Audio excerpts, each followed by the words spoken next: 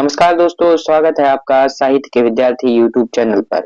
प्रिय विद्यार्थियों, आज हम लोग असिस्टेंट प्रोफेसर परीक्षा 2016 के समान अध्ययन के सभी 30 प्रश्नों को हल करेंगे। हमारे सामने पहला प्रश्न हमसे यह पूछा जा रहा है कि निम्नलिखित में देशों में से, ठीक है, निम्नलिखित देशों में किसमें फीफा विश्व कप, ठीक है, फीफा विश्व कप 2018 आयोजित किया गया था? क्या वह रूस था, या जर्मनी था, ब्राजील था, या ऑस्ट्रेलिया था? तो 2018 का फीफा वर्ल्ड कप कहाँ हुआ? ठीक है, तो 2018 का फीफा वर्ल्ड कप कहाँ पे हुआ? रूस में हुआ। ठीक है, 2018 का जो है फीफा वर्ल्ड कप कहाँ हुआ था? ठीक है, फीफा विश्व कप कहाँ हुआ था? ठीक, तो 2018 का फीफा विश्व कप या फीफा वर्ल्ड कप कहाँ हुआ था? तो रूस में हुआ था। ठीक है, अब हम लोग व्याख्या को देखते हैं। हमसे ये कहा जा रहा है कि फीफा विश्व कप 2018 का आयोजन 14 जून से 15 जुलाई, ठीक है, लगभग एक महीने, 2018 के मध्य रूस के 11 विभिन्न शहरों में हुआ। ठीक है, रूस के कितने शहरों में? तो विभिन्न जो है रूस के 11 शहरों में हुआ। ठीक है, अब देखिए आगे क्या कह रहे हैं। कह रहे हैं कि इस स्पर्धा में फ्रांस ने क्रोएशिया को 4-2 से पराजित कर दूसरी बार, ठीक है, विश्व कप का खिताब जीता। ठीक है, पहला खिताब 1998 में जीता। दूसरा खिताब कब जीता? तो दूसरा खिताब 2018 में जीता। किसने? फ्रांस ने। ठीक है, किसे हराया? क्रोएशिया को पराजित किया। ठीक है, 4-2 से पराजित किया। वर्ष 2022 का फीफा वर्ल्ड कप कतर में आयोजित हुआ। ठीक है, 22 का यह विश्व कप अर्जेंटीना ने फ्रांस को हराकर जीता। ठीक है, ठीक, अब देखिए 2022 का कहां पे हुआ? तो कतर में हुआ। जीता कौन? तो अर्जेंटीना ने जीता। किसको हराया? फ्रांस को हराया। ठीक है, अब देखिए करंट से अब यह भी प्रश्न हमारे सामने, हमसे ये पूछा जा रहा है कि मई 2018, मतलब देखिए हाल ही में जो चुनाव हुए हैं, ठीक है, वो किसी भी राज्य में हो या तो वो फिर झारखंड में हुआ हो, ठीक है, तो हमें क्या करना है? हमें उनको तैयार कर लेना है कि कहाँ पे कौन सा चुनाव हो रहा है और किसको कितनी सीट मिल रही है।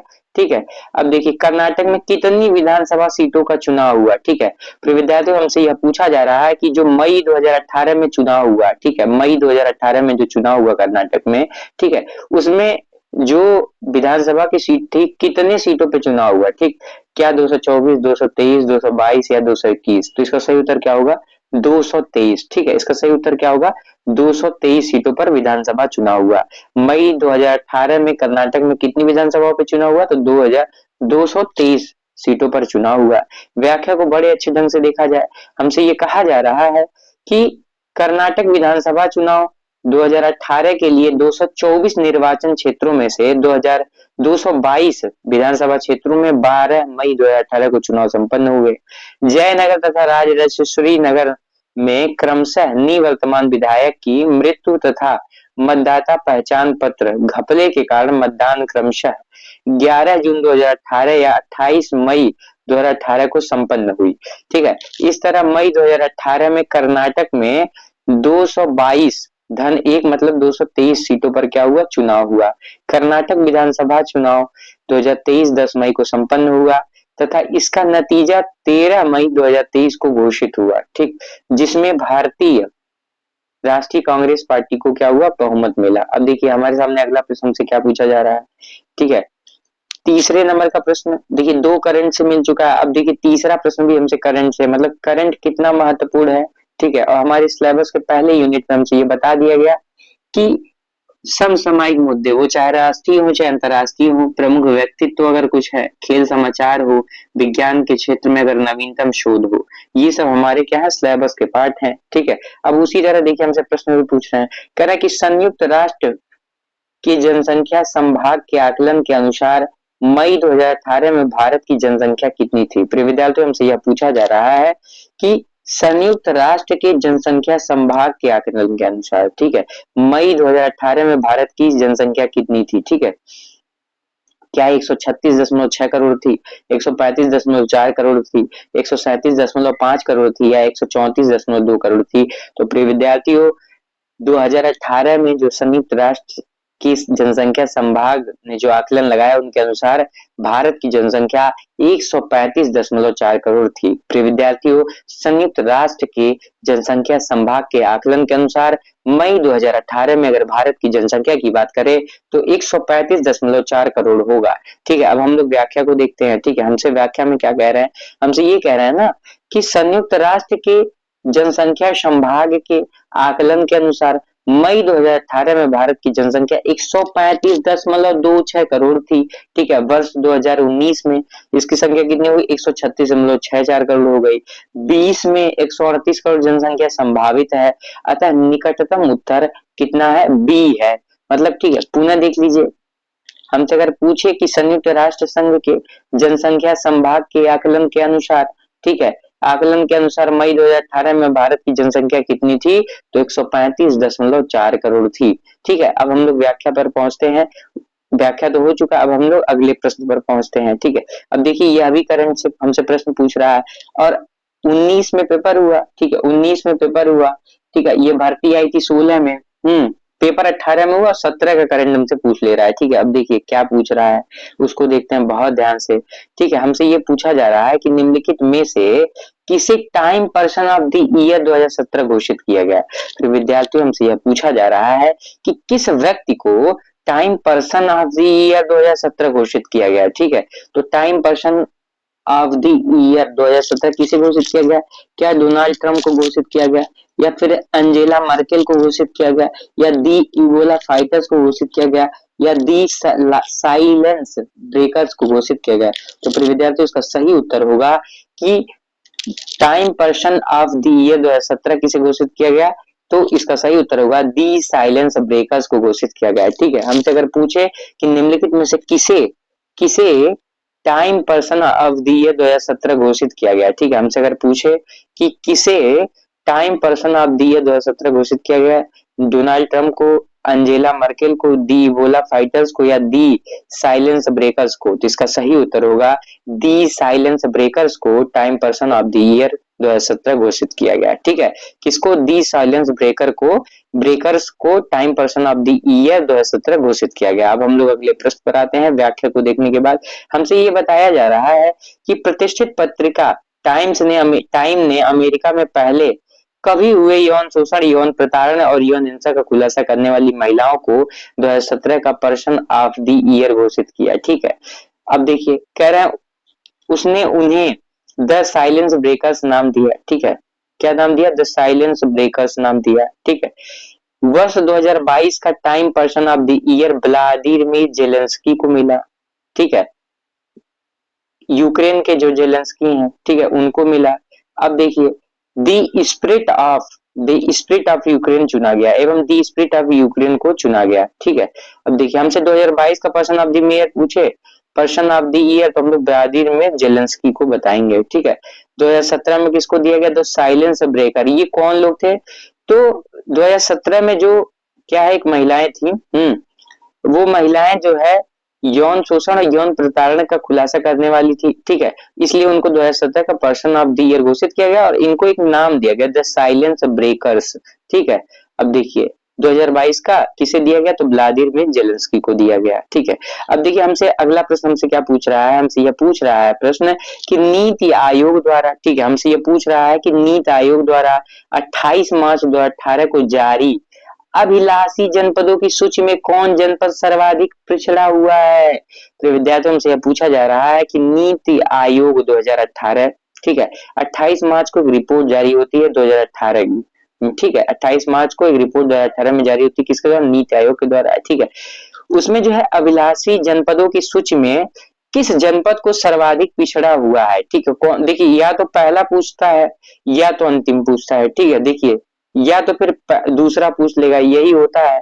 ठीक, हमें पहला दूसरा तीसरा याद करना होता है या तो अंतिम वाला। ठीक, तो अभिलाषी जनपदों की सूची में कौन जनपद सर्वाधिक पिछड़ा हुआ है, तो इसका सही उत्तर क्या होगा, इसका सही उत्तर होगा क्या, मेवात, श्रावस्ती, सुकमा छत्तीसगढ़, नमसाल अरुणाचल प्रदेश। तो इसका सही उत्तर होगा मेवात हरियाणा। ठीक है, अगर हमसे पूछे कि नीति आयोग द्वारा 2028, ठीक है, 28 मार्च 2018 को जारी अभिलाषी जनपदों की सूची में कौन जनपद पिछड़ा हुआ है? तो इसका सही उत्तर होगा मेवात हरियाणा। ठीक है, मेवात कहाँ पे है? हरियाणा में है। अब देखिए व्याख्या को देखते हैं, कह रहे हैं नीति आयोग 28 मार्च 2018 को जारी 20 पिछड़े जिलों की सूची में मेवात जो है हरियाणा का जो है सबसे पिछला जिला है। ठीक है, तत्पश्चात आशिफाबाद, सिंगरौली मध्य प्रदेश का, फिर ये नागालैंड का स्थान आता है। इसके बाद उत्तर प्रदेश के 4 जिले श्रावस्ती, बहराइच, सिद्धार्थनगर तथा बलरामपुर हैं। उत्तर प्रदेश का 5वां जिला सोनभद्र है जिसमें जिसे सूची में 19वां स्थान प्राप्त है। ठीक है, मेवा तथा उत्तर प्रदेश के उपयुक्त 4 जिले मुस्लिम केंद्र जिले हैं। इस सूची में सुकमा छत्तीसगढ़ को 10वां स्थान प्राप्त है। ठीक है, अब देखिए अगला प्रश्न हमसे क्या पूछा जा रहा है? हमसे ये पूछा जा रहा है कि निम्नलिखित में से किसे भारतीय डीएनए फिंगरप्रिंट तकनीक का जनक कहा जाता है? हमसे ये पूछा जा रहा है कि निम्नलिखित में से किसे भारतीय डीएनए फिंगरप्रिंट, ध्यान दीजिएगा, भारतीय DNA fingerprint, Indian DNA fingerprinting technique, ठीक है, किसको कहा जाता है? Father of Indian DNA fingerprinting technique. क्या यशपाल है, लालजी सिंह है, यू आर राव है, आरपी रस्तोगी है? तो प्रिय विद्यार्थी इसका सही उत्तर होगा कि भारतीय डीएनए फिंगरप्रिंटिंग तकनीक का जनक कौन है? लालजी सिंह है। प्रिय विद्यार्थियों पुनः सुनेंगे, अगर हमसे यह पूछे कि भारतीय डीएनए फिंगर प्रिंटिंग तकनीक का जनक कौन है, तो भारतीय डीएनए फिंगर प्रिंटिंग तकनीक का जनक लालजी सिंह है। अगर हमसे यह पूछे कि भारतीय डीएनए फिंगर प्रिंटिंग तकनीक का जनक कौन है, तो भारतीय डीएनए फिंगर प्रिंटिंग तकनीक के जनक लालजी सिंह है। अब हम लोग व्याख्या को देखेंगे। हमसे यह बताया जा रहा है कि भारत में डीएनए फिंगर प्रिंटिंग तकनीक के जनक माने जाते हैं। भारत में जो है लालजी सिंह जो है क्या है? डीएनए फिंगरप्रिंटिंग तकनीक के जनक है। ठीक है, दिसंबर 2017 में इनका निधन हो गया। डॉक्टर लालजी सिंह ने पहली बार क्राइम इन्वेस्टिगेशन के लिए वर्ष 1998 में वर्ष 1988 में डीएनए फिंगरप्रिंटिंग का इस्तेमाल किया था। ठीक है, कब इस्तेमाल किया डीएनए फिंगरप्रिंटिंग का? तो 1988 में इस्तेमाल किया। ठीक है, किसने इस्तेमाल किया? डॉक्टर लालजी सिंह ने। इनका निधन कब हुआ? दिसंबर 2017 में। ठीक है, पितृत्व से जुड़े इस मामले को सुलझाने के लिए 1991 में पहला डीएनए फिंगरप्रिंटिंग आधारित सबूत भारतीय न्यायालय में पेश किया गया। ठीक है, अब देखिए हमारे सामने अगला क्या प्रश्न हमसे क्या पूछा जा रहा है? हमसे ये कह रहे हैं कि शिक्षण का स्तर कौन नहीं है? देखिए बहुत अच्छा प्रश्न है। ठीक है, बस सावधानी से हमें पढ़ना होगा। ठीक है, हमारा प्रश्न सही हो सकता है। हमसे ये कह रहे हैं ना कि निम्नलिखित में कौन शिक्षण का स्तर नहीं है? क्या स्मृति स्तर नहीं है, विभेदीकरण स्तर नहीं है, विमर्शी स्तर नहीं है, या अवबोध स्तर नहीं है? तो विद्यार्थी उसका सही उत्तर होगा कि विभेदी स्तर। ठीक है, देखिए स्मृति स्तर भी है। अगर हम प्राथमिक जब कक्षाओं में रहते हैं, ठीक है, प्राइमरी में, तो क्या होता है हम लोग स्मृति स्तर पे ही काम करते हैं। ठीक है, फिर देखिए अंडरस्टैंडिंग लेवल। ठीक है, जब हम लोग थोड़ा सा और उजली मतलब ऊपर की कक्षाओं में जाते हैं तो हम अवबोध स्तर का उपयोग करते हैं। ठीक है, और सबसे अच्छा और सबसे अंतिम में जब चिंतन या विमर्शी स्तर पर होते हैं, ठीक है, ये सबसे अच्छा चिंतन शिक्षण का स्तर बताया गया है। ठीक है, तो देखिए सबसे पहले क्या है? स्मृति है, फिर अवबोध, विमर्शी। तो विभेदीकरण कोई स्तर होता नहीं है, तो इसका सही उत्तर होगा कौन नहीं है, मतलब हमको नेगेटिव खोजना है, तो यही नेगेटिव, इसको निकाल के बाहर कर दीजिए। ठीक है, अब देखिए शिक्षण अधिगम की प्रक्रिया प्रायः 3 विभिन्न मानसिक स्तरों स्मृति स्तर, बोध या अवबोध स्तर तथा चिंतन या विमर्शी स्तर पर संपन्न होती है। इन तीनों स्तरों को कम से कम विचार युक्त, संतोषजनक और अधिक विचार युक्त श्रेणियों के अंतर्गत रखा जाना चाहिए। ठीक है, अब हम लोग अगले प्रश्न पर आते हैं। हमसे यह पूछा जा रहा है कि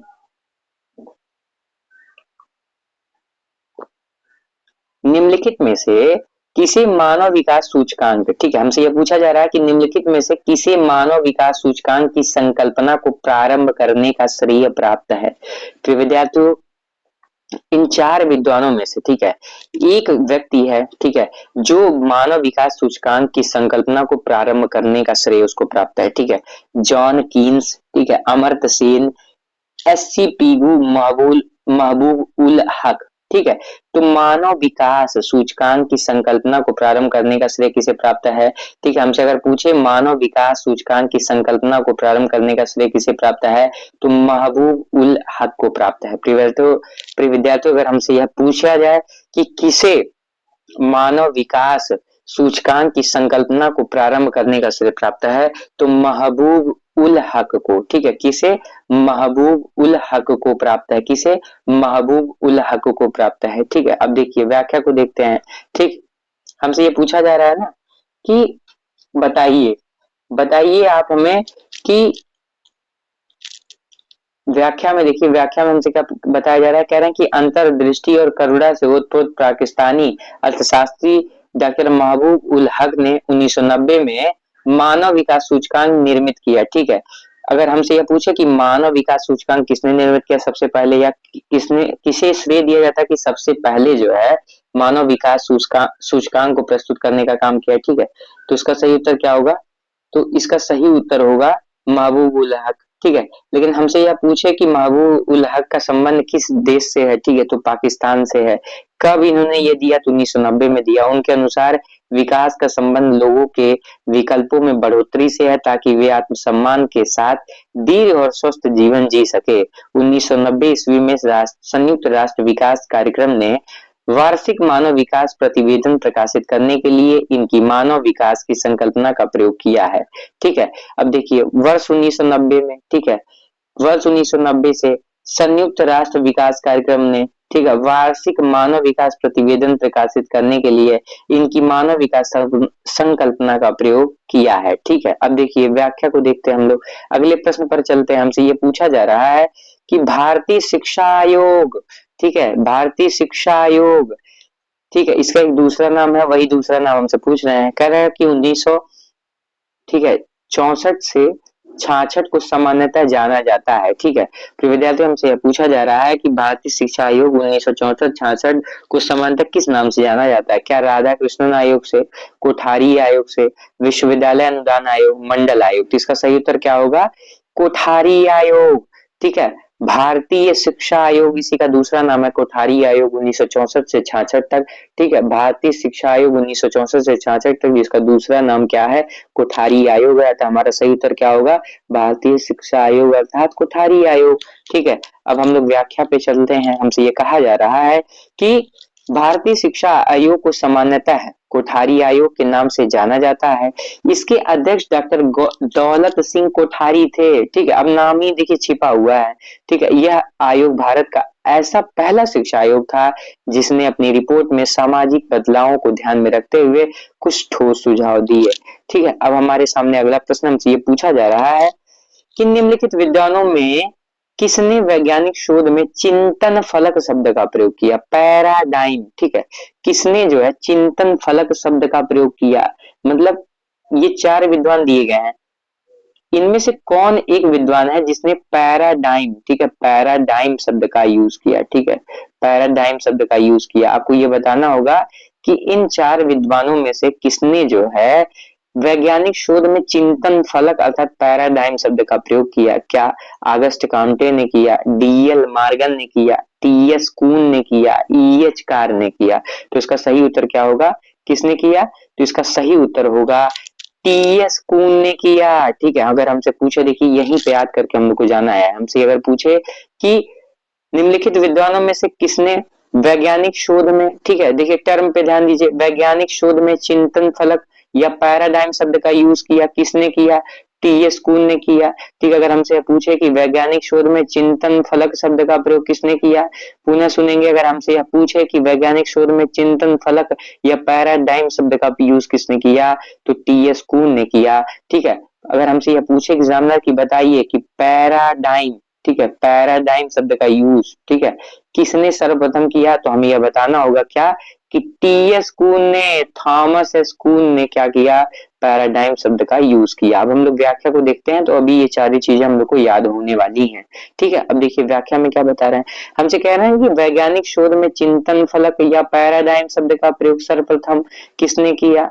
तो थॉमस एस कून ने किया अपनी पुस्तक the structure of scientific revolutions में किया। ठीक है, अगर हमसे पूछे कि the structure of scientific revolutions किसकी बुक है, तो यह टीएस कून की है। फिर विद्यार्थियों अगर हमसे यह पूछे एग्जामिनर कि the structure of scientific revolutions किसकी है, तो टीएस कून की है। ठीक है, अगर हमसे यह पूछे कि किसने वैज्ञानिक शोध में चिंतन फलक या पैराडाइम शब्द का सर्वप्रथम यूज किया, तो टीएस कून ने किया। ठीक है, इनके बुक का नाम भी बहुत महत्वपूर्ण है, the structure of scientific revolutions. ठीक है,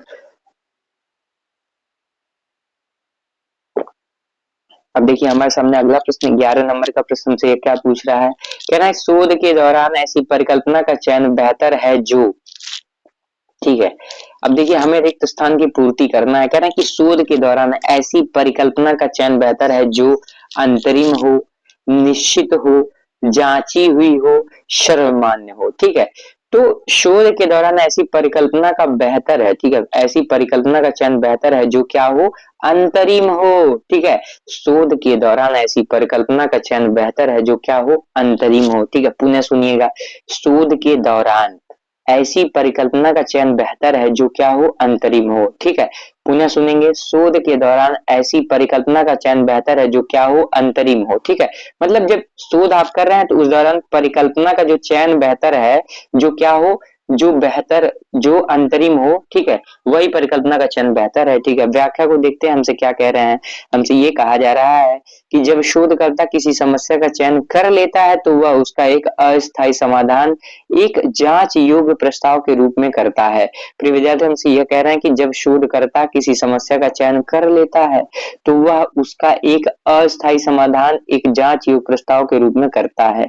ठीक है, इस जांच योग्य प्रस्ताव को तकनीकी भाषा में परिकल्पना कहते हैं। ठीक है, इसको क्या कहते हैं, इस जांच योग्य प्रस्ताव को तकनीकी भाषा में परिकल्पना कहते हैं। ठीक है, अब देखिए अगला प्रश्न हमारे सामने हमसे क्या कह रहे हैं। ठीक है, अब देखिए ये प्रश्न पिछली बार भी रिपीट हुआ, इस बार भी रिपीट हुआ। ठीक है, अब देखिए कह रहे हैं कि हमसे पूछ ये रहे हैं ना कि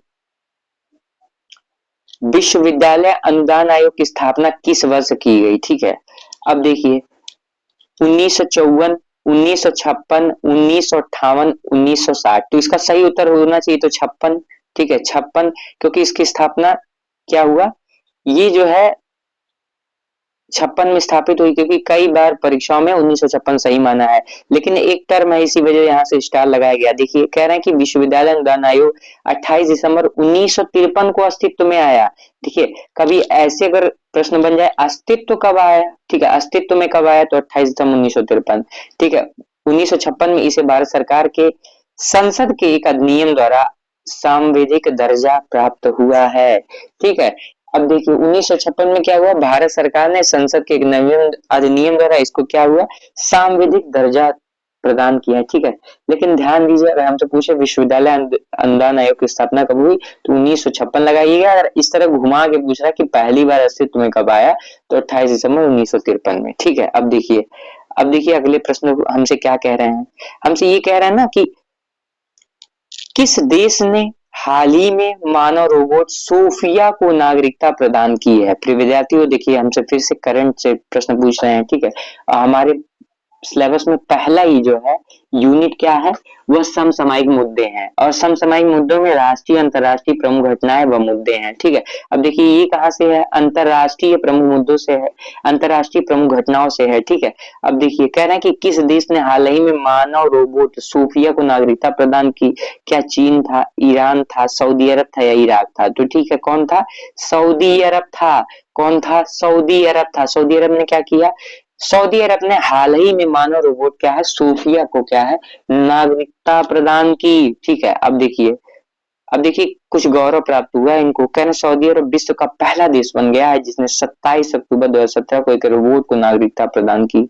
उस रोबोट का नाम क्या है, सोफिया है। ठीक है, अब देखिए सऊदी अरब के वैज्ञानिकों ने इस रोबोट को सोफिया नाम दिया है। ठीक है, अब देखिए व्याख्या हम लोग देखते हैं, अगले प्रश्न पर पहुंचते हैं। हमसे ये कहा जा रहा है कि पश्चिमी घाट पारिस्थितिकी की विशेषज्ञ पैनल, ठीक है, उस पैनल का क्या नाम है, WGEEP। ठीक है, उस पैनल का क्या नाम है, WGEEP,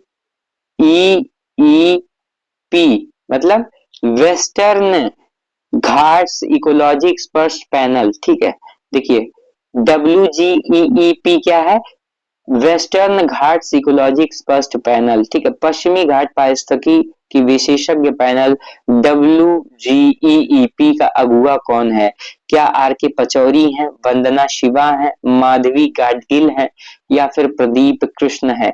ठीक है, तो इसका सही उत्तर होगा माधवी गाडगिल है। ठीक है, अगर हमसे पूछे कि पश्चिमी घाट पारिस्थितिकी के विशेषज्ञ पैनल WGEEP के अगुवा कौन है, तो इसका सही उत्तर होगा, इसके अगुवा है माधव गाडगिल। ठीक है, इसका सही उत्तर क्या होगा? इसके अगुवा कौन है? माधव गाडगिल है। अब देखिए हम लोग व्याख्या पर पहुंचते हैं। हमसे कहा जा रहा है कि पश्चिमी घाट पारिस्थितिकी की विशेष पैनल, ठीक है, वेस्टर्न घाट इकोलॉजी एक्सपर्ट पैनल WGEEP, जिसे गाडगिल आयोग के नाम से जाना जाता है, वन एवं पर्यावरण मंत्रालय द्वारा माधव गाडगिल की अध्यक्षता में एक पर्यावरण अनुसंधान आयोग का गठन किया गया। इस आयोग को ने 31 अगस्त 2011 को अपनी रिपोर्ट सौंपी। ठीक है, ये बहुत महत्वपूर्ण है, ये कभी भी पुनः प्रश्न पूछ सकता है, क्योंकि देखिए 2011 की चीजें थी, ये 2018 के असिस्टेंट में पूछ लिया गया। ठीक है, मतलब 16 का असिस्टेंट था, 18 में परीक्षा हुई, तो यह पुनः पूछ सकता है। तो हमें ध्यान देना होगा कि पश्चिमी घाट पारिस्थितिकी की विशेषज्ञ पैनल, ठीक है, में कौन था? माधव गाडगिल थी, इसीलिए इसको गाडगिल आयोग के नाम से भी जाना जाता है। वन एवं पर्यावरण मंत्रालय द्वारा माधव गाडगिल की अध्यक्षता में एक पर्यावरण अनुसंधान आयोग का गठन किया गया। इस आयोग ने 31 अगस्त 2011 को अपनी रिपोर्ट सौंपी। ठीक है, अब हम लोग अगले प्रश्न पर आते हैं। हमसे यह पूछा जा रहा है कि ब्रिटिश, ठीक है, अब देखिए ये प्रश्न, देखिए बहुत अच्छा प्रश्न, हमसे कह रहा है कि ब्रिटिश शासकों द्वारा किस रियासत को विलय सिद्धांत के तहत लिया गया? ठीक है, अब देखिए दो दो उत्तर है, जिसमें दोनों जो है विलय सिद्धांत के अंतर्गत ही लिया गया। अब देखिए झांसी, ग्वालियर, उदयपुर, अहमदाबाद। ठीक है, तो देखिए झांसी को भी क्या है? विलय सिद्धांत के अंतर्गत लिया गया। ठीक है, और उदयपुर को भी दे रहे हैं कि विलय सिद्धांत के अंतर्गत लिया गया। अब देखिए कह रहे हैं कि झांसी के राजा गंगाधर राव की मृत्यु के पश्चात उत्तराधिकारी के अभाव में झांसी रियासत पर अंग्रेजी सरकारों की नजर पड़ी। डलहौजी के व्यपगत सिद्धांत, देखिए यह पूछ चुका है। ठीक है, पीसीएस में पूछा था, ऐसे मिलान के लिए दिया था कि व्यपगत सिद्धांत या हड़प नीति। ठीक है, फिर और अगले में लिखा था डलहौजी, तो ऐसे करके मिलाना था। ठीक है, तो अब देखिए, अब ये आपसे कभी ऐसे सीधे प्रश्न पूछ सकता है कि व्यक्तिगत या हड़प नीति या विलय सिद्धांत के जनक कौन थे, या किसने जो है ये शुरू किया? तो डलहौजी उस समय था। ठीक है, के तहत 1854 ईस्वी में झांसी को ब्रिटिश साम्राज्य में मिला लिया। ठीक, इसी प्रकार 1852 में उदयपुर भी विलय सिद्धांत के तहत विलय किया गया। ठीक है, लेकिन अब देखिए सबसे पहले कौन सा मिला? तो झांसी। झांसी को कब? नहीं, सबसे पहले उदयपुर। ठीक है, उदयपुर को कब मिलाया गया? 1852 में। ठीक है, फिर झांसी को कब मिलाया गया? तो 1954 में। ठीक है, तो आप सबसे पहले वाला मिला लगा दीजिएगा, उदयपुर सी लगा के आइएगा। अगर पुनः प्रश्न रिपीट होता है फिर देखा जाएगा क्या होता है। ठीक है, लेकिन ध्यान दीजिए झांसी और उदयपुर दोनों इसका सही उत्तर होगा। ठीक है, अब देखिए अगला अगला प्रश्न हमसे पूछ रहा है कि सूर्य से सातवां ग्रह कौन सा है? देखिए बहुत अच्छा प्रश्न है। देखिए हमसे पूछ रहा है कि सूर्य से सातवां ग्रह कौन सा है? क्या वह यूरेनस है, शनि है, मंगल है, बृहस्पति है? तो इसका सही उत्तर क्या होगा? यूरेनस है। ठीक है, अब देखिए सूर्य से ग्रहों की बढ़ती दूरी इस प्रकार है। सबसे पहले क्या? बुध है, फिर शुक्र है, पृथ्वी है, मंगल है, बृहस्पति है, शनि है, यूरेनस है, नेपच्यून है। ठीक है, अतः स्पष्ट है कि यूरेनस सूर्य से सातवां ग्रह है। ठीक है, सूर्य से सातवां ग्रह कौन सा है? यूरेनस है। अब देखिए हमसे अगला प्रश्न हमसे कह रहे हैं कि संपत्ति का अधिकार है क्या यह? ठीक है, व्यक्तिगत अधिकार है, ठीक है, संवैधानिक अधिकार है, सामाजिक अधिकार या कानूनी अधिकार है? ठीक है, अब देखिए यहाँ दो दो विकल्प सही मान रहे हैं। पहले तो मान रहे हैं संवैधानिक अधिकार है। ठीक है, हालांकि जो है संवैधानिक अधिकार है नहीं, इसको कानूनी अधिकार में सम्मिलित कर दिया गया, तो इसका सही उत्तर तो डी होना चाहिए। ठीक है, क्योंकि इसको संविधान के 12 भाग में, ठीक है, भाग 12 में इसकी चर्चा की गई। इसको क्या किया? 300 के तहत क्या है? इसको कानूनी अधिकार बना दिया गया। ठीक है, 44वें संविधान संशोधन द्वारा। ठीक है, अब देखिए व्याख्या को देखते हैं तो बातें स्पष्ट होती हैं कि व्याख्या में हमसे क्या बता रहे हैं। हमसे कह रहे हैं कि 44वें संविधान संशोधन 1978 द्वारा मूल अधिकारों में से संपत्ति का अधिकार समाप्त कर दिया गया। प्रिय विद्यार्थियों से ये कहा जा रहा है कि 44वें संविधान संशोधन द्वारा, ठीक है, 1978 द्वारा मूल अधिकारों में से, ठीक है, संपत्ति का अधिकार समाप्त कर दिया गया। संपत्ति का अधिकार शीर्षक से, ठीक है, तहत भाग 12 में अनुच्छेद 301 को स्थापित किया गया। पुनः सुनिए, ठीक है, संपत्ति का अधिकार शीर्षक के तहत भाग 12 में नए अनुच्छेद 301 को स्थापित किया गया। इसमें व्यवस्था दी गई कि कोई भी व्यक्ति कानून के बिना संपत्ति से वंचित नहीं किया जाएगा। यह एक कानूनी अधिकार है। संविधान में उल्लिखित होने के कारण इसे संवैधानिक अधिकार भी कहा जाता है। तो विद्यार्थियों, अगर हमसे एग्जामिनर यह पूछे कि 44वें संविधान संशोधन नियम 1978 द्वारा मूल अधिकारों से संपत्ति का अधिकार समाप्त कर दिया गया, लेकिन हमसे यह पूछे कि संपत्ति का अधिकार किस भाग में है, तो भाग 12 में है, ठीक है। अनुच्छेद कौन सा? 300 ए है, ठीक है। इसमें यह व्यवस्था दी गई कि कोई भी व्यक्ति कानून के बिना संपत्ति से वंचित नहीं किया जाएगा। यह एक कानूनी अधिकार है। संविधान में उल्लिखित होने के कारण इसे संवैधानिक अधिकार भी कहा जा सकता है, ठीक है। अब इसीलिए संवैधानिक और कानूनी दोनों मान्य है, क्योंकि भाई संविधान है तो संवैधानिक इसलिए कह रहे हैं। फिर देखिए, कानूनी अधिकार तो है ही, एकदम सही है, ठीक है। अब देखिए अगले प्रश्न पर हम लोग आते हैं। हमसे ये कहा जा रहा है कि भारत के मुख्य निर्वाचन आयोग की नियुक्ति कौन करता है, ठीक है। अब देखिए, ये स्वतंत्र होते हैं तो कौन कर सकता है, आप खुद सोचिए, ठीक है। ना प्रधानमंत्री दबाव होगा, ना विधि मंत्री का, क्योंकि ये भी उसी पार्टी के होने वाले हैं। संसद के सदस्य का भी दबाव नहीं होगा, लेकिन नियुक्ति कौन करता है, तो देखिए ये भी जो है इनके ऊपर भी वैसे देखिए तो कोई दबाव होता नहीं है, ठीक है, राष्ट्रपति, ठीक है। अब इनडायरेक्टली चाहे जो दबाव हो। अब देखिए, राष्ट्रपति क्या है? मुख्य निर्वाचन आयुक्त की नियुक्ति करता है, ठीक है। अगर हमसे पूछे भारत के मुख्य निर्वाचन की नियुक्ति कौन करता है, तो राष्ट्रपति करता है, बहुत सिंपल। अब देखिए व्याख्या को देखते हैं। हमसे कहा जा रहा है कि भारत के मुख्य निर्वाचन आयुक्त की नियुक्ति राष्ट्रपति करता है। इसका कार्यकाल अब देखिए कितना होता है, 6 वर्ष या 65 वर्ष आयु तक, जो भी पहले हो, या तो 6 वर्ष पहले पूरा हो जाए, या तो फिर भाई साहब 65 वर्ष पूरा हो गया, भले वो 64 की उम्र में 2 ही साल रहे अध्यक्ष, ठीक है। तो मुख्य निर्वाचन आयुक्त का कार्यकाल 6 वर्ष या 65 वर्ष, जो भी पहले हो होता है, ठीक है। वर्तमान में राजीव कुमार मई 2022 से भारत के मुख्य चुनाव आयुक्त हैं, ठीक है। अब देखिए हमारे सामने अगला प्रश्न हमसे ये पूछा जा रहा है कि देखिए यूपी स्पेशल से प्रश्न है, ठीक है। मतलब अगर आप यूपी असिस्टेंट प्रोफेसर की तैयारी कर रहे हैं तो आपको यूपी स्पेशल से भी संबंधित करंट को, जनगणना को पढ़ लिख कर जाना होगा। हमसे ये कहा जा रहा है कि 2011 की जनगणना के अनुसार, ठीक है, 2011 की जनगणना के अनुसार उत्तर प्रदेश के निम्नलिखित जनपदों में किसमें महिला साक्षरता दर सर्वाधिक है। मतलब देखिए, एक ऐसा जिला है उत्तर प्रदेश में जिसमें महिला साक्षरता दर सर्वाधिक माने सबसे अधिक है, श्रावस्ती, बलरामपुर, कानपुर, गाजियाबाद। तो इसका सही उत्तर क्या होगा? कानपुर, ठीक है। क्या इसका सही उत्तर होगा? कानपुर, ठीक है। 2011 की जनगणना के अनुसार उत्तर प्रदेश में किस जनपदों में किसमें महिला साक्षरता दर सर्वाधिक है, तो कानपुर में, ठीक है। अब देखिए 2011 की जनगणना के अनुसार उत्तर प्रदेश के सर्वाधिक महिला साक्षरता दर वाले जिले कानपुर, ठीक है। कानपुर में कितना था? 75.1% था। लखनऊ में कितना था? 71.5। गौतम बुद्ध में कितना था? 70.8। औरैया में कितना था? 70.6। गाजियाबाद में 69.8, ठीक है। अब देखिए, मतलब देखिए सबसे पहले साक्षरता दर की बात की जाए तो सबसे पहले कानपुर है, फिर लखनऊ है। देखिए गलत हो सकता है, लखनऊ को लोग पहले लगा सकते हैं, ठीक है। उसके बाद लखनऊ है, उसके बाद गौतम बुद्ध नगर था, नोएडा है, फिर औरैया है, औरैया, ठीक है, 70.6%, फिर गाजियाबाद है, ठीक है। अब देखिए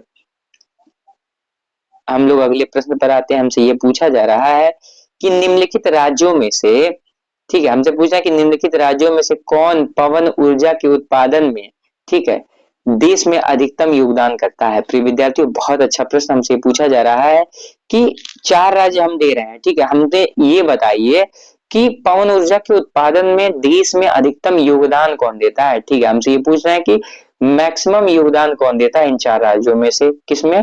पवन ऊर्जा उत्पादन क्षेत्र में, ठीक है, पवन ऊर्जा के उत्पादन में, ठीक है, पवन ऊर्जा के उत्पादन में हमसे ये पूछा जा रहा है, ठीक है। हमसे ये पूछा जा रहा है कि पवन ऊर्जा के उत्पादन में, ठीक है, उत्पादन में कौन सबसे ज्यादा योगदान देता है? क्या राजस्थान देता है, गुजरात देता है, महाराष्ट्र देता है या तमिलनाडु देता है? तो इसका सही उत्तर होगा तमिलनाडु देता है। ठीक है, इसका सही उत्तर क्या होगा? तमिलनाडु देता है। ठीक है, अगर हमसे पूछे निम्नलिखित राज्यों में कौन पवन ऊर्जा के उत्पादन में देश में अधिकतम योगदान करता है, तो इसका सही उत्तर होगा तमिलनाडु करता है। अब देखिए, प्रश्न काल में नवीन एवं नवीकरणीय ऊर्जा मंत्रालय के 2016-17 आंकड़ों के अनुसार तमिलनाडु में 11,935.26 मिलियन यूनिट, गुजरात में 7,720.01 मिलियन यूनिट, ठीक है, महाराष्ट्र में 7,490.75 यूनिट, ठीक है, मिलियन यूनिट, तथा राजस्थान में 5,562.5 मिलियन यूनिट, ठीक है, ऊर्जा का उत्पादन होता था। ठीक है, यहाँ पे यह होगा 11,935.26 मिलियन यूनिट। ठीक है, अब देखिए मिलियन, अब देखिए एमडब्ल्यू की 31 मई, ठीक है, 2022 तक की स्थिति के अनुसार, ठीक, क्या कह रहे हैं? हमसे कह रहे हैं कि तमिलनाडु, ठीक है, तमिलनाडु 9,866, 9,866 यूनिट, मिलियन यूनिट, स्थापित क्षमता के साथ शीर्ष स्थान पर है। अतः पवन ऊर्जा का सर्वाधिक उत्पादन तमिलनाडु में होता है। ठीक है, पवन ऊर्जा का सर्वाधिक उत्पादन अगर हमसे पूछे तो तमिलनाडु में, बात खत्म। ठीक है, अब देखिए हमसे ये कहा जा रहा है कि निम्नलिखित राज्यों में किसमें वनों के अंतर्गत सर्वाधिक क्षेत्रफल पाया जाता है। मतलब प्रिय विद्यार्थियों, हमसे पूछा जा रहा है कि किसमें वनों के अंतर्गत, ठीक है, वनों के अंतर्गत, ठीक है, सर्वाधिक क्षेत्रफल पाया जाता है। ठीक है, हमसे ये पूछा जा रहा है कि किसमें वनों के अंतर्गत सर्वाधिक क्षेत्रफल पाया जाता है। किसमें वनों के अंतर्गत, वनों के अंतर्गत, ठीक है, वनों के अंतर्गत सर्वाधिक क्षेत्रफल पाया जाता है, सर्वाधिक क्षेत्रफल पाया जाता है।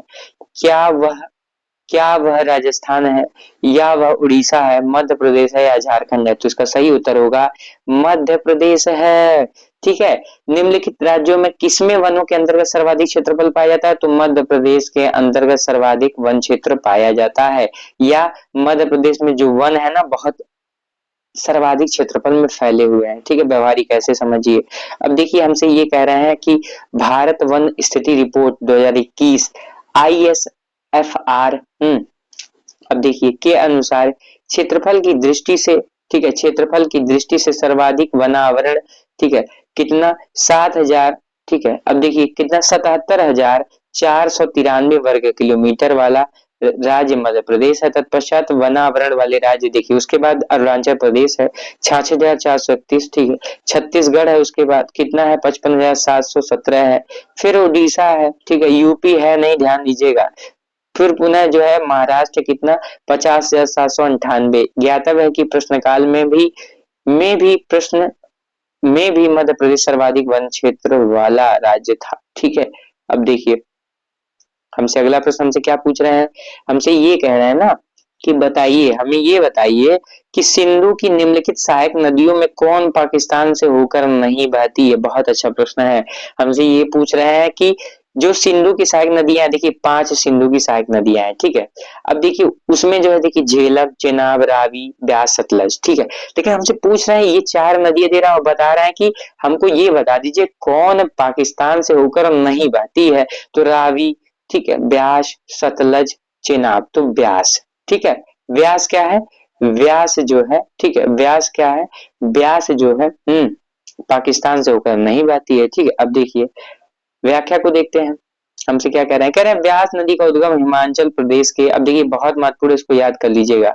ठीक है, व्यास नदी का जो उद्गम है हिमाचल प्रदेश के रोहतांग दर्रे से हुआ है। अब जैसे आपसे पूछे रोहतांग दर्रा कहाँ है, तो हिमाचल प्रदेश में है। ठीक है, अब देखिए कुल्लू घाटी से बहती हुई है, दक्षिण की ओर बहती है, पंजाब में भारतीय सीमा के पहले सतलज में मिल जाती है। देखिए अगर हमसे यह पूछे कि सिंधु घाटी के जो 4 सहायक नदियों का नाम दे दे और पूछे कौन जो है पाकिस्तान से नहीं निकलती है, नहीं बहती है। ठीक है, हमसे यह प्रश्न रिपीट कर दे अगर, कि हमसे पूछ ले कि बताइए सिंधु की निम्नलिखित सहायक नदियों में कौन पाकिस्तान से होकर नहीं बहती है, तो आप तुरंत तुरंत बताइएगा कि ब्यास नदी क्यों, क्योंकि हिमाचल प्रदेश के रोहतांग दर्रे से निकलती है। अब देखिए हमारे सामने 23 नंबर का प्रश्न हमसे यह पूछा जा रहा है कि निम्नलिखित राज्यों में कौन भारत में लौह अयस्क का बृहत्तम उत्पादक है। तो विद्यार्थियों हमसे पूछा जा रहा है कि मैं 4 राज्य दे रहा हूँ, ठीक है। आप आ गए परीक्षा देने, ठीक है, आराम से बैठे रहिए, हमको बताइए, मैं 4 राज्यों की एक लिस्ट दे रहा हूँ, मुझे ये बताइए कि भारत में लौह अयस्क का बृहत्तम उत्पादक कौन सा है। क्या उड़ीसा है, झारखंड है, बिहार है या छत्तीसगढ़ है। ठीक है, तो इसका सही उत्तर होगा उड़ीसा। ठीक है, क्या है, उड़ीसा। उड़ीसा क्या है, अगर हम तो पूछे उड़ीसा, इसकी राजधानी भुवनेश्वर। अगर हमसे यह पूछे कि कौन सा राज्य, ठीक है, कौन सा राज्य भारत में लौह अयस्क का बृहत्तम उत्पादक है, तो उड़ीसा है। ठीक है, अब व्याख्या को देखते हैं। कह रहे हैं कि प्रश्नकाल में, ठीक है, प्रश्नकाल में इंडियन मिनरल ईयरबुक 2017 के अनुसार लौह अयस्क उत्पादन में उड़ीसा, ठीक है, 99,617 टन प्रथम स्थान पर। इंडियन मिनरल ईयरबुक 2020 के अनुसार वर्ष 2019 में उड़ीसा, मतलब फिर Orissa, Chhattisgarh 34,724 ton, Karnataka 31,402 ton, Jharkhand 26,888 ton के साथ लौह अयस्क उत्पादन में क्रमशः प्रथम, द्वितीय, तृतीय एवं चतुर्थ स्थान पर है। ठीक है, चतुर्थ पे कौन था 2020 के रिपोर्ट देखे तो झारखंड है, पहले पे ध्यान रखिएगा कि उड़ीसा है। ठीक है, अब अगला प्रश्न हमारे सामने यह पूछा जा रहा है हमसे कि निम्नलिखित नगरों में कौन गंगा के दाहिने तट पर स्थित है। प्रिय विद्यार्थी, हमसे यह पूछा जा रहा है कि मैं 4 नगर दे रहा हूं, उसमें बताइए कि वो गंगा के दाहिने तट पर स्थित हो, कौन एक है। ठीक है, दाहिने तट पर स्थित नहीं है। देखिए हमसे निगेटिव पूछ रहा है और निगेटिव व्यक्ति देखिए छिप कर बैठा था। ठीक है, देखिए छिप कर बैठा था, हमसे ये पूछ रहा है कौन गंगा के दाहिने तट पर स्थित नहीं है। पटना, हरिद्वार, ठीक है, हमसे पूछ रहा है कि पटना, हरिद्वार या फिर वाराणसी, या फिर हमसे पूछ रहा है कानपुर। ठीक है, तो दाहिने तट पर कौन स्थित नहीं है, वाराणसी। ठीक है, वाराणसी किस तट पर स्थित है, तो गंगा के बाएं तट पर स्थित है। देखिए व्याख्या को देखते हैं, तो देखिए हमसे ये बताया जा रहा है कि वाराणसी गंगा के बाएं तट पर स्थित है। ठीक है, अब देखिए दाहिने तट पर गंगा के कौन कौन, हरिद्वार हो गया, ठीक है, हरिद्वार हो गया, ठीक है, और कौन हो गया, पटना हो गया, ठीक है, कानपुर हो गया, ठीक है। लेकिन अगर वाराणसी की बात करें तो वाराणसी गंगा के बाएं तट पर स्थित है। कहाँ स्थित है, गंगा के बाएं तट पर स्थित है। ठीक है, अगर हमसे पूछे वाराणसी कहाँ स्थित है, तो गंगा के बाएं तट पर स्थित है, शेष दाहिने तट पर स्थित है। वाराणसी में गंगा को उत्तर वाहिनी कहा जाता है। यह भी कभी प्रश्न बन सकता है कि किस स्थान पर गंगा को उत्तर वाहिनी कहा जाता है, तो वाराणसी में गंगा को उत्तर वाहिनी कहा जाता है। अगर हमसे पूछे कौन सा, ठीक है, हमसे यह पूछे कि कौन सा तट गंगा के दाहिनी तरफ स्थित नहीं है, तो वाराणसी को भी बाएं तरफ स्थित है। कौन कौन है, तो पटना, हरिद्वार और कानपुर। हमारे सामने अगला प्रश्न क्या है, हमसे यह पूछा जा रहा है कि वेदों की ओर वापस लौटो। ठीक है, देखिए इनका बुक भी एक बार परीक्षा में आया। अब देखिए इनका नारा पूछ ले रहा है, वेदों की ओर वापस लौटो, नारा किसने दिया था। क्या स्वामी विवेकानंद ने दिया, आचार्य राजा राममोहन राय ने दिया, बाल गंगाधर तिलक ने दिया या स्वामी दयानंद सरस्वती ने दिया। तो इसका सही उत्तर होगा कि स्वामी दयानंद सरस्वती ने वेदों की ओर वापस लौटो का नारा दिया। ठीक है, अगर हमसे पूछे एग्जामिनर कि वेदों की ओर वापस लौटो नारा किसने दिया, तो आपको बताना होगा कि स्वामी दयानंद सरस्वती ने यह नारा दिया कि वेदों की ओर वापस लौटो। ठीक है, देखिए प्रश्न यह भी पूछता है कि इन्होंने किस समाज की स्थापना की। ठीक है, तो आर्य समाज की स्थापना की। इनके बुक का नाम पूछ लेता है सत्यार्थ प्रकाश। ठीक है, कब किया, तो 1875 ईस्वी में किया। ठीक है, अब देखिए व्याख्या को देखते हैं। हमसे ये कह रहा है कि वेदों की ओर वापस लौटो का नारा स्वामी दयानंद सरस्वती ने 1875 में आर्य समाज की स्थापना की। ठीक है, सत्यार्थ प्रकाश इनकी क्या है, प्रसिद्ध रचना है। ठीक है, वेदों की ओर वापस लौटो नारा किसने दिया। ठीक है, तो वेदों की ओर वापस लौटो का नारा किसने दिया, तो वेदों की ओर वापस लौटो का नारा किसने दिया, तो स्वामी दयानंद सरस्वती ने दिया। हमारे सामने अगला प्रश्न, हमसे 26 नंबर के प्रश्न में यह पूछा जा रहा है कि बताइए, हमको ये बताइए कि गदर पार्टी के संस्थापक का क्या नाम था। क्या लाला हरदयाल थे, सुभाष चंद्र बोस थे, मैडम कामा थी, मदन लाल धिंगरा थे। तो प्रिय विद्यार्थी इसका सही उत्तर होगा गदर पार्टी के संस्थापक हरदयाल थे। कौन, लाला हरदयाल। ठीक है, गदर पार्टी के संस्थापक कौन थे। देखिए हमसे अगर पूछे बताइए गदर पार्टी के संस्थापक कौन थे, ठीक है, गदर पार्टी के संस्थापक हमसे पूछे तो बता दीजिएगा कि लाला हरदयाल थे, ठीक है, लाला हरदयाल थे। अगर हमसे पूछे गदर पार्टी के संस्थापक कौन थे, तो लाला हरदयाल थे। हमसे पूछे कि कौन सा जो है स्थान गंगा के दाएं तट पर स्थित नहीं है या गंगा के दाहिने तट पर स्थित नहीं है, तो वाराणसी को की ओर बाएं तट पर स्थित है, ठीक है। अगर हमसे पूछे वेदों की ओर वापस लौटो का नारा किसने दिया, तो हमको बताना होगा कि यह नारा किसने दिया, स्वामी दयानंद सरस्वती ने दिया। अगर हमसे पूछे सूर्य का सातवां ग्रह कौन सा है, तो हमको यह बताना होगा कि यह यूरेनस है। अगर हमसे यह भी पूछे कि भारत के मुख्य निर्वाचन आयुक्त की नियुक्ति कौन करता है, तो आपको बताना होगा कि राष्ट्रपति करता है, ठीक है। अब देखिए हम लोग अगले प्रश्न पर आते हैं। हमसे यह पूछा जा रहा है, व्याख्या को देखते हुए चलते हैं। पहले लाला हरदयाल ने 1913 में अमेरिका में गदर पार्टी की। अब देखिए कभी पूछ ले गदर पार्टी की स्थापना कब की है, ठीक है, 1913 में। हिंट्स फॉर कल्चर इनकी प्रसिद्ध रचना है, ठीक है, हिंट्स फॉर कल्चर, ठीक है। हिंट्स फॉर कल्चर किसकी प्रसिद्ध रचना है, तो हिंट्स फॉर कल्चर रचना किसकी है, लाला हरदयाल की है। अगर हमसे एग्जामिनर यह पूछे कि हिंट्स फॉर कल्चर किसकी बुक है, तो लाला हरदयाल की है, ठीक है। अब देखिए व्याख्या में हमसे क्या पूछ रहे हैं, हमसे ये पूछा गया कि निम्नलिखित विद्रोहों में कौन सीधो और कानों से संबंधित था, ठीक है। अब देखिए बहुत अच्छा प्रश्न हमसे पूछ रहे हैं कि निम्नलिखित विद्रोहों में से कौन सीधो और कानों से संबंधित था, ठीक है। हमसे ये पूछा गया कि निम्नलिखित विद्रोह है, ठीक है, निम्नलिखित विद्रोह है, उनमें से कौन सीधो और कान्हों, ठीक है, से संबंधित था। क्या कोल विद्रोह संबंधित था सीधो और कानून से, संथाल, खासी, भील, ठीक है। तो संथाल जो थे ना प्रियविद्यार्थियों, जो संथाल थे ना वो सीधो और कानून से संबंधित थे, ठीक है। सीधो श से सीधो, स से संथाल, ठीक है, स से सीधो, स से संथाल, ठीक है, और कानून संथाल विद्रोह से संबंधित थे, ठीक है। अब देखिए व्याख्या में क्या बता रहे हैं, कहना सीधो और कानून संथाल विद्रोह, ठीक है, ये विद्रोह कब हुआ, 1856 के नेता थे, ठीक है, सीधो और कानू संथाल विद्रोह के नेता थे। उन्होंने ब्रिटिश सत्ता, साहूकारों, व्यापारियों और जमींदारों के खिलाफ विद्रोह किया, ठीक है। किन्होंने, संथालों ने, सीधो और कानू ने क्या किया, ब्रिटिश सत्ता, साहूकार, व्यापारी और जमींदारों के खिलाफ विद्रोह किया। संथाल विद्रोह का नारा था करो या मरो अंग्रेजों हमारी माटी छोड़ो, ठीक है, करो या मरो अंग्रेजों हमारी माटी छोड़ो नारा किससे संबंधित है, तो संथाल विद्रोह से संबंधित है। पुनः ध्यान देंगे शिदो और कान्हो का संबंध किससे था, तो संथाल विद्रोह से था। ये संथाल विद्रोह के नेता थे। ये विद्रोह कब हुआ, 1855 में हुआ। इसका प्रसिद्ध नारा क्या था, तो करो या मरो अंग्रेजों हमारी माटी छोड़ो, ठीक है। हमारे सामने अगला प्रश्न हमसे क्या पूछ रहे हैं, हमसे ये पूछा जा रहा है कि भारत के संसद में शामिल है, ठीक है, हमसे ये पूछा जा रहा है कि भारत के संसद में क्या शामिल है, ठीक है।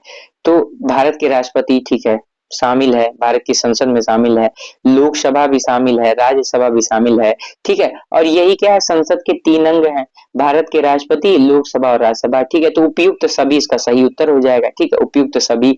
भारत की संसद के 3 अंग हैं, भारत का राष्ट्रपति, लोकसभा तथा राज्यसभा, ठीक है। अब हमारे सामने अगला प्रश्न हमसे यह पूछा जा रहा है कि उपराष्ट्रपति के चुनाव से संबंधित कौन सा अनुच्छेद जो है, कौन सा अनुच्छेद उपराष्ट्रपति के चुनाव से संबंधित है, ठीक है। अब देखिए कह रहे हैं निम्नलिखित में से कौन सा अनुच्छेद भारत के उपराष्ट्रपति के चुनाव से संबंधित है, ठीक है। हमसे ये पूछा जा रहा है कि निम्नलिखित में से कौन सा अनुच्छेद, ठीक है, उपराष्ट्रपति के चुनाव से संबंधित है। क्या अनुच्छेद 70 है, अनुच्छेद 67 है, अनुच्छेद 66 है, अनुच्छेद 64 है, ठीक है। तो इसका सही उत्तर होगा अनुच्छेद 66, ठीक है, अनुच्छेद 66। अनुच्छेद 66 क्या होगा, भारत के उपराष्ट्रपति के चुनाव से संबंधित है। अगर हमसे यह पूछे कि कौन सा अनुच्छेद, ठीक है, कौन सा अनुच्छेद भारत के उपराष्ट्रपति के चुनाव से संबंधित है, तो इसका सही उत्तर होगा अनुच्छेद 66 भारत के उपराष्ट्रपति के चुनाव से संबंधित है, ठीक है। हमसे पुनः अगर प्रश्न पूछे कि कौन सा अनुच्छेद भारत के उपराष्ट्रपति के चुनाव से संबंधित है, तो इसका सही उत्तर होगा अनुच्छेद 66 जो है भारत में उपराष्ट्रपति के चुनाव से संबंधित है। अब हम लोग व्याख्या को देखते हैं। हमसे यह बताया जा रहा है कि संविधान के अनुच्छेद 66(1) के तहत उपराष्ट्रपति का निर्वाचन संसद के दोनों सदनों के सदस्य से मिलकर बनने वाले निर्वाचक गण के सदस्यों तथा अनुपातिक प्रतिनिधित्व पद्धति के अनुसार एकल संक्रमीय मत द्वारा होता है। तो विद्यार्थियों पुनः ध्यान से सुनेंगे, ठीक है। कह रहे हैं कि संविधान के अनुच्छेद 66(1) के तहत उपराष्ट्रपति का निर्वाचन, ठीक है, संसद के दोनों सदनों के सदस्यों से मिलकर बनने वाले निर्वाचक गण के सदस्यों द्वारा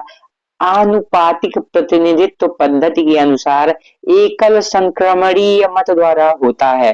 ठीक है, अगर हमसे पूछे कौन सा अनुच्छेद, ठीक है, राष्ट्रपति के या उपराष्ट्रपति के चुनाव से संबंधित है, तो 66 अनुच्छेद 66। ठीक है, अब देखिए हमारे सामने अगला प्रश्न हमसे पूछा जा रहा है।